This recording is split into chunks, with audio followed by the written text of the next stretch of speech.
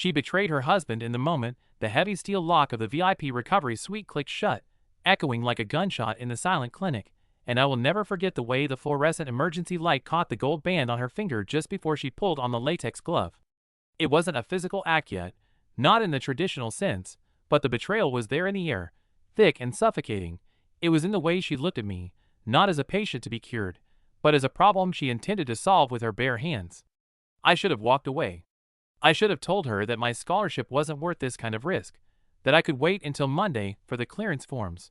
But when you're 23, broke, and one injury away from losing your entire future, you don't walk away from the person holding the pen. You stay, you freeze, and you let the spider wrap you in the web. The night had started with a desperate text message. My groin injury, a tear in the adductor muscle that had sidelined me for 3 weeks, was technically healed, but Coach Miller was threatening to bench me for the semifinals if I didn't have a signed release form by tomorrow morning. St. Jude Sports Clinic was the best in the state, a fortress of glass and steel funded by old money, and getting an appointment after hours was impossible for anyone except the donors. But I wasn't a donor. I was a scholarship kid on thin ice. I had texted the main line, expecting an automated rejection, but Lydia had replied. Lydia, the head nurse. The woman everyone called the general, behind her back. She was 42, terrifyingly professional, and married to Dr. Marcus, the chief surgeon and owner of the clinic. When she told me to come to the back entrance at 9:30 p.m., I thought she was doing me a favor out of pity. I didn't realize that pity had nothing to do with it. The rain was hammering against the glass facade of the clinic when I arrived, soaking through my hoodie as I waited by the employee entrance. The building looked like a sleeping beast, dark except for the faint, rhythmic pulse of the security LEDs. When the door finally hissed open, Lydia was standing there. She wasn't wearing her usual scrubs. She was in a tailored skirt and a blouse that looked too expensive for a shift, her hair pulled back so tight it pulled at her eyes. She didn't smile. She didn't say hello. She just stepped aside, ushering me into the cool, antiseptic-smelling hallway. "You're late, Alex," she said, her voice sharp and devoid of warmth. "My husband left an hour ago. The cleaning crew is on the second floor. If we're going to do this, we do it quickly, and we do it my way." She didn't wait for an apology. She turned on her heel, the click of her sensible shoes on the linoleum sounding impossibly loud in the empty corridor. We bypassed the main reception desk, where the computer slept with dark screens, and headed deeper into the facility toward the VIP wing. This area was reserved for pro athletes and wealthy boosters, a place I had never been allowed to enter. The tension in the air was palpable. It wasn't just the silence. It was the way she moved, stiff, alert, checking every corner. Suddenly, the distinct, mechanical whir of a floor buffer echoed from the intersecting hallway ahead. Lydia froze. She grabbed my arm, her grip shockingly strong, and shoved me backward into a dark alcove where the wheelchairs were stored. "Quiet!" she hissed, pressing a finger to her lips. We stood there in the dark, pressed together by necessity, listening to the janitor, Earl, I think his name was, whistling a tune as he pushed the machine past our hiding spot. The smell of industrial floor wax mixed with her perfume, something floral and spicy that made my head spin. My chest was pressed against her shoulder, and for the first time, I felt the heat coming off her body. It was a stark contrast to her icy demeanor. She wasn't just hiding me because visitors weren't allowed. She was hiding me because she wasn't supposed to be here with me. When the sound of the buffer faded, she didn't step away immediately. She looked up at me in the shadows, her eyes searching my face with an intensity that made my stomach drop. "Earl talks too much," she whispered, more to herself than to me. "But he doesn't check the cameras. And lucky for you, I'm the one who reviews the tapes on the weekend." She pulled away then, the moment breaking like a fever, and led me to the end of the hall. She swiped a master key card, and the heavy door to VIP Suite 1 opened. The room was different from the rest of the clinic. It had wood paneling, dimmable lighting, and a leather examination table that looked more like furniture than medical equipment. She walked to the counter, her back to me, and began arranging metal instruments on a tray. The metallic clink, clink, clink was the only sound in the room. I stood by the door, dripping rainwater onto the plush carpet, clutching my wet hoodie. "So," I started, my voice cracking slightly. "I just need you to check the range of motion, sign the paper, and I'm good, right?" Lydia turned around slowly. She reached into a box and pulled out a pair of blue latex gloves. She snapped them onto her hands, the sound sharp and final. She walked toward me, backing me up until my legs hit the edge of the leather table. The injury is in the high adductor, Alex. Deep in the groin, she said, her voice dropping to a professional, yet dangerous register. To clear you, I need to be sure the muscle can handle extreme stress. I can't do that through denim. I reached for the folded paper gown on the side table, the standard procedure for modesty. Lydia's hand shot out and intercepted mine, pinning my wrist to the table. Her skin was hot through the latex. No gown tonight, Alex, she said, locking her eyes on mine, daring me to object. I need to see the muscle movement without any obstructions. This part of the exam is off the record. The heavy wooden door of the VIP suite sealed us inside a capsule of silence, instantly cutting off the hum of the ventilation and the distant sound of the rain. The room felt less like a medical facility and more like a private lounge in a five-star hotel, smelling of mahogany and expensive leather, but the air was thick with a tension that made my skin prickle. Lydia didn't ask me to get on the table. She ordered me with a simple gesture of her chin, her eyes never leaving mine. I sat on the edge of the cold leather, my hands gripping the sides until my knuckles turned white, feeling undeniably exposed in my boxer briefs while she stood there in her pristine, buttoned-up uniform. She reached over and adjusted a dial on the wall, dimming the harsh overhead fluorescence until the room was bathed in a soft, amber glow. Bright lights cause muscle tension, she stated clinically, though the shadow that fell across her face made her look less like a nurse and more like a predator stalking prey in the twilight. She stepped between my spread knees, the blue latex gloves gleaming in the dim light, and placed her hands on my thighs. The contrast was jarring, the synthetic, cool rubber against my feverish skin. She began to palpate the muscles around the injury, her fingers digging in with a precision that was both painful and strangely electrifying. You're incredibly tense, Alex, she murmured, her voice dropping to a low, rhythmic hum that seemed to vibrate in my chest. The adductor is like a steel cable. If I clear you like this, you'll snap it in the first 10 minutes of the game. Her hands moved higher, tracing the line of the inner thigh, inching dangerously close to the boundary of professional conduct. Every time I flinched, she pressed harder, asserting control. It was a medical exam, yes, but it felt like an interrogation where my body was betraying secrets I didn't even know I had. Relax, she commanded, her thumb circling a sensitive pressure point. Trust me. I know exactly where the breaking point is. Then, she did something that shifted the entire axis of the room. She pulled her hands back and, with a sharp snap, peeled off the right glove, then the left, dropping them onto the metal tray with a wet slap. I can't feel the micro tears through the latex, she whispered, stepping back into my space. When she touched me again, it was skin on skin. Her palm was callous but warm, and the friction sent a jolt of pure adrenaline straight to my brain. The barrier was gone. This was no longer a sterile procedure. It was a physical conversation, and she was doing all the talking.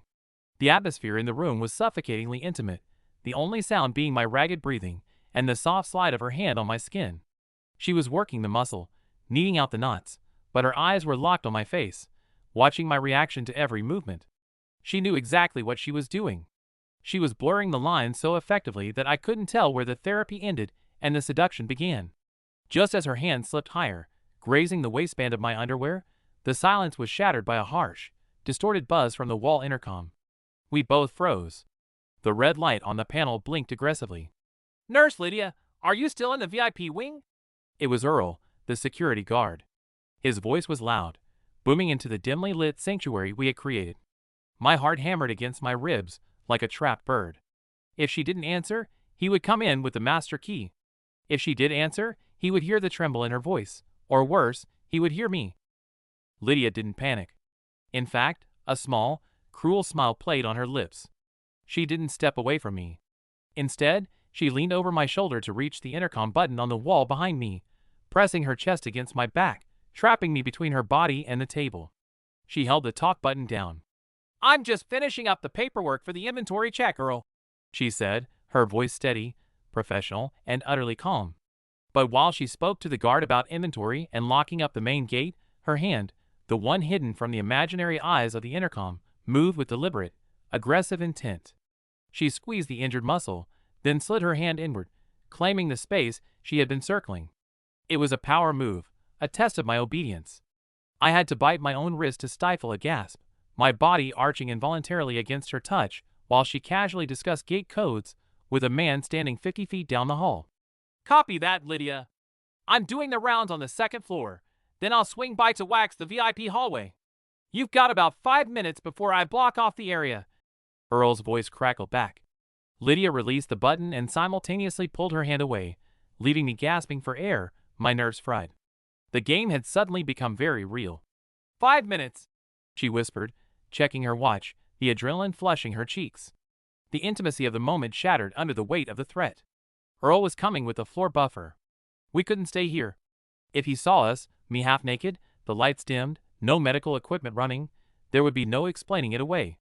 "We can't finish this here," she said, her eyes darting to the door. "And I'm not sending you home with the job half done." She grabbed my wrist, pulling me off the table. "My husband's office," she commanded, grabbing my pile of clothes and shoving them into my chest. "It's the only room with a deadlock and soundproofing. Move, Alex. Now!"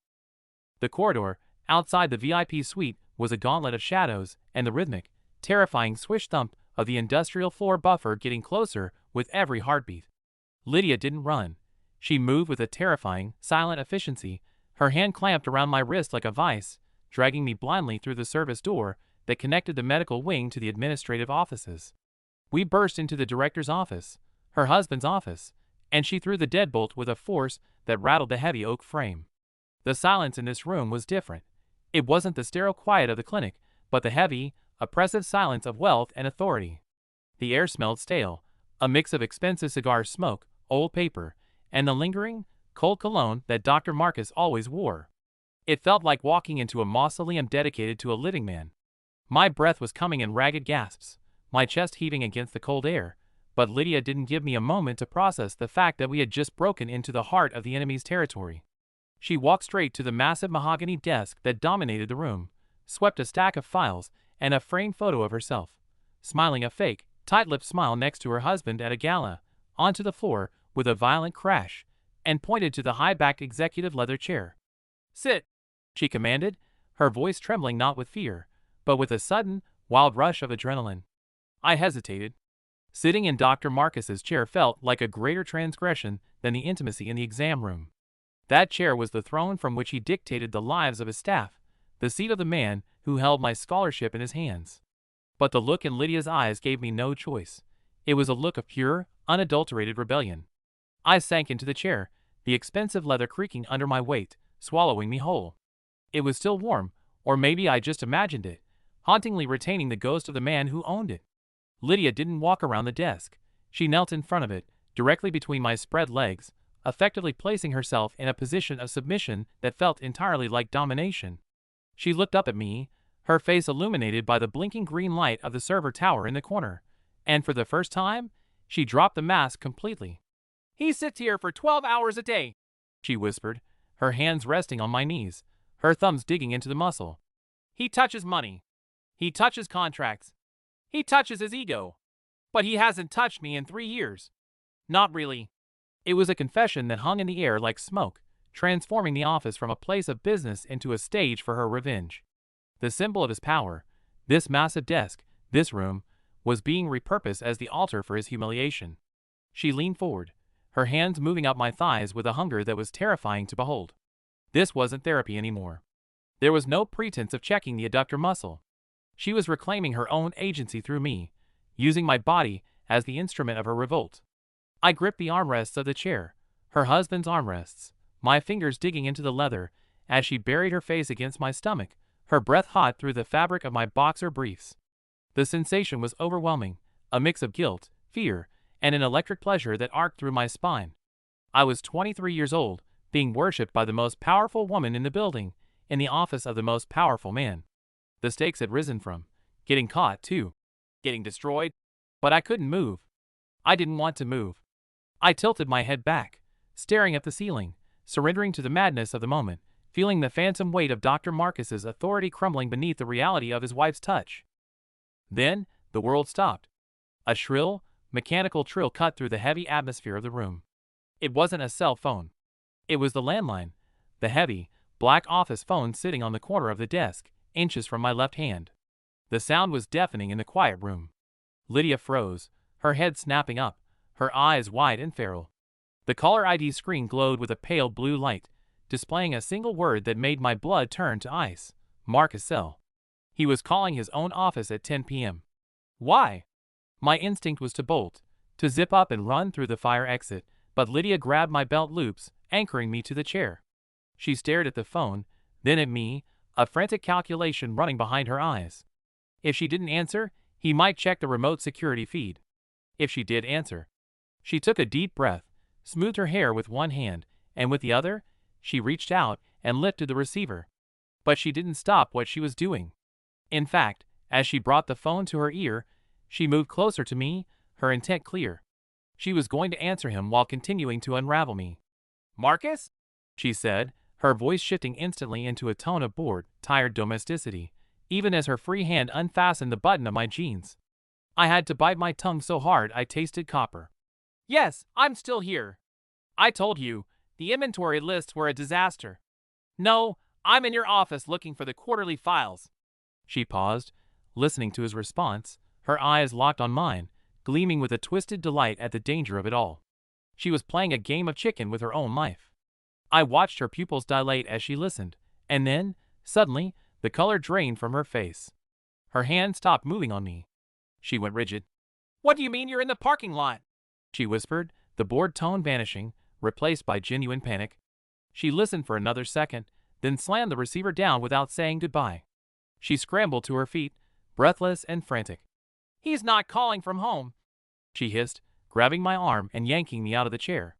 "He forgot his laptop. He's pulling into the reserved spot right now. He saw my car. He's coming up, Alex. He's coming up now." The receiver hit the cradle with a plastic clatter that sounded like a gunshot in the quiet office, marking the end of the game and the beginning of a hunt. Lydia didn't waste a second on explanations. The panic in her eyes was primal, stripping away the last layers of her composure. She grabbed my wrist, her nails digging into my skin hard enough to draw blood, and dragged me toward a narrow, nondescript door tucked behind a bookshelf, the archives room.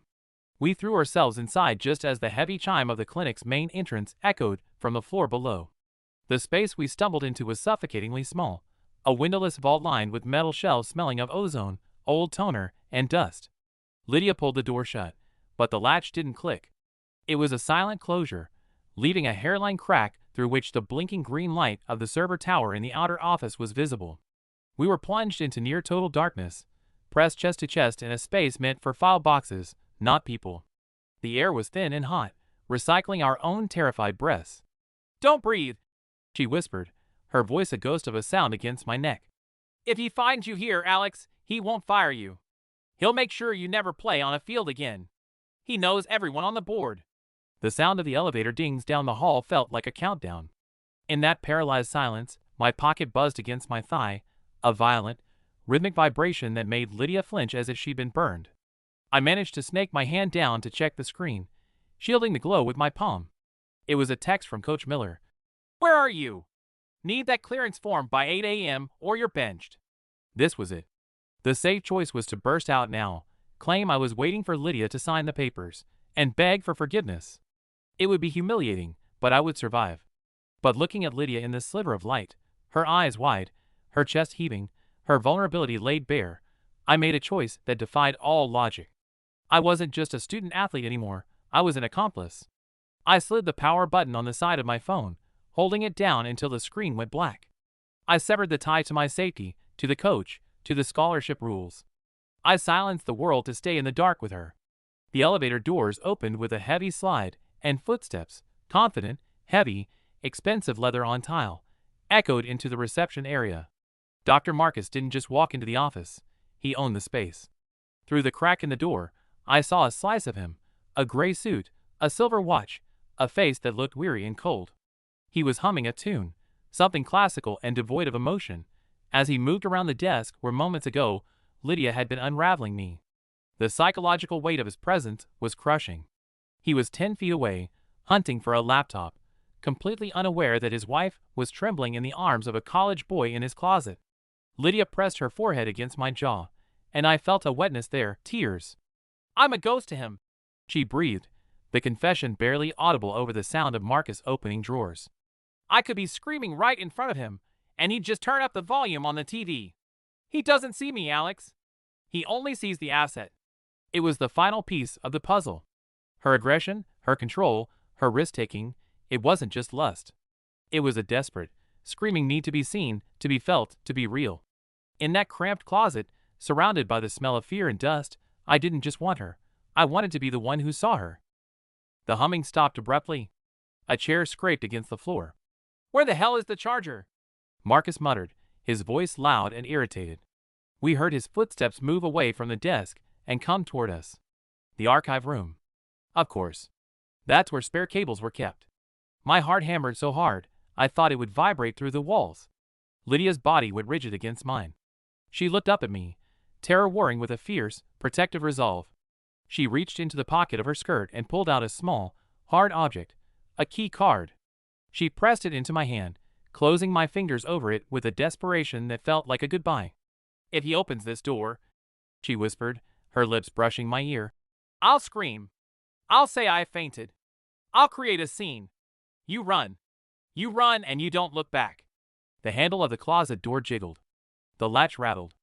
I braced myself to fight, to run, to do something, but the door stuck on the carpet, resisting his casual attempt to open it. "Damn this place!" Marcus sighed, sounding closer than my own heartbeat. He didn't push harder. Instead, his phone rang. He answered it, turning his back to the door, his voice shifting into a smooth, corporate baritone. "Yes, I have the laptop. I'm leaving now. I'll be home in 20.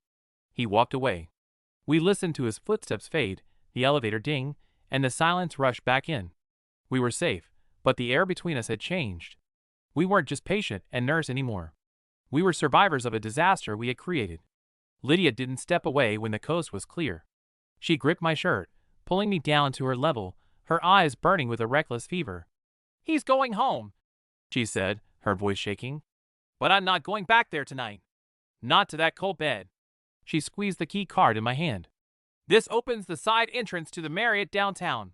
Room 402. I'll be there in an hour. If you want to finish this, if you want to know what it's like to really be seen, meet me there." The drive to the downtown Marriott was a blur of neon lights and wet asphalt, a surreal transition from the sterile, high-stakes prison of the clinic to the anonymous luxury of a hotel room. My hands were shaking on the steering wheel, not from cold, but from a terrifying cocktail of guilt and anticipation. I had the key card Lydia had pressed into my palm sitting on the dashboard like a burning ember. Every red light I hit gave me a chance to turn around, to go back to my dorm, to call Coach Miller and beg for an extension on the paperwork. But I didn't turn around. I drove with the singular focus of an addict, drawn by the gravity of a woman who had shattered my world in less than an hour. When I walked into the hotel lobby, I kept my head down, avoiding the gaze of the concierge, feeling like everyone could see the invisible mark of transgression on my forehead. The elevator ride to the 4th floor felt like an eternity, the silence amplifying the thudding of my heart. Room 402 was at the end of the hall.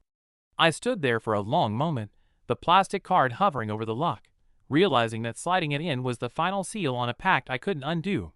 The light turned green with a cheerful beep, and I pushed the door open. Lydia was waiting. The room was dimly lit, bathed in the soft glow of the bedside lamps, but the atmosphere was electric, heavy with the scent of her perfume and the palpable release of tension. She wasn't wearing the severe nurse's uniform anymore. She was wrapped in a white hotel robe, holding a glass of wine, standing by the window looking out at the city rain. When she turned to face me, the transformation was complete. The authority figure was gone. In her place was a woman reclaiming her own existence. She didn't say a word. She simply set the glass down and let the robe slip from her shoulders, revealing the raw, unpolished reality of her desire. We collided with the force of two people who had been holding their breath for a lifetime. There was no hesitation, no awkward fumbling. It was a desperate, feverish reclaiming of lost time. She pushed me back onto the bed, her hands exploring me not with the clinical detachment of a nurse, but with the possessive hunger of a lover who had been starved. The intimacy that followed was a blur of sensation and shadow, a physical exorcism of the frustration she lived with and the pressure I carried.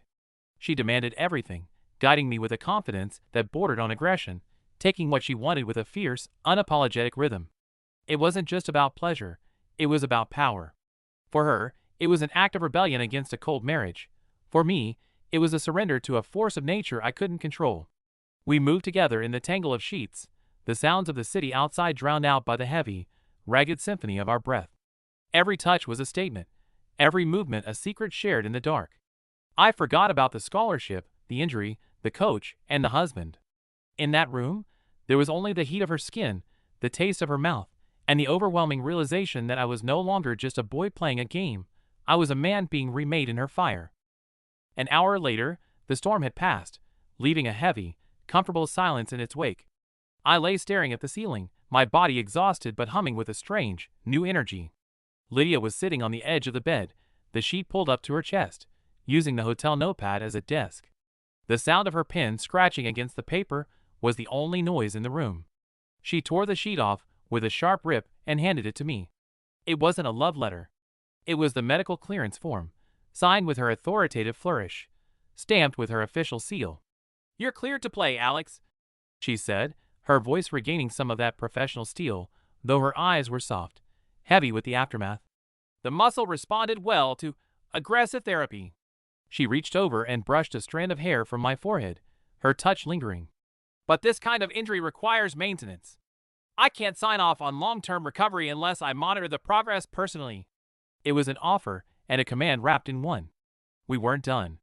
This wasn't a one-night mistake. It was the beginning of an arrangement. 2 weeks later, I was standing on the center line of the stadium, the roar of the crowd washing over me like a tidal wave. I had just scored the winning goal in the semifinals, a strike that had required a burst of speed my injury should have made impossible. My teammates were mobbing me, slapping my back, screaming my name, but I wasn't looking at them. I looked up at the VIP box, the glass enclosure where the donors and the administration sat. Dr. Marcus was there, clapping politely, looking at his phone. And next to him sat Lydia. She was wearing her pristine white coat, her hair pulled back in that severe bun, the picture of professional detachment. She caught my eye across the 100 yards of turf. She didn't smile. She didn't wave. She simply raised a hand to adjust her glasses, a small, deliberate movement that only I understood. It was an acknowledgement of the secret that fueled us both. That night, after the locker room had cleared out and the stadium lights had dimmed, I found an envelope taped to the inside of my locker door. There was no name on it. Inside, there was no medical form, no official letterhead. Just a magnetic key card for the Marriott and a single line scrawled on a prescription pad in elegant, sharp handwriting. "Standard procedure. Room 402. Don't make the doctor wait."